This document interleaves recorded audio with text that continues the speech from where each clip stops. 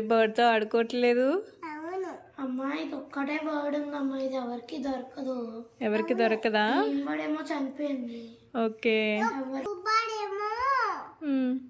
అది green bird కంటే ముందు చనిపోయింది. గ్రీన్ బర్డ్ చనిపోయిందా? చెల్లి ఫేవరెట్ బర్డ్ చనిపోయింది.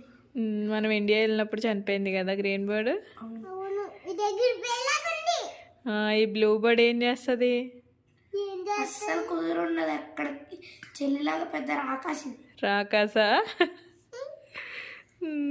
డార్క్ రూమ్ లో వేసేస్తావా దాన్ని కూడా? చూపి చూపి.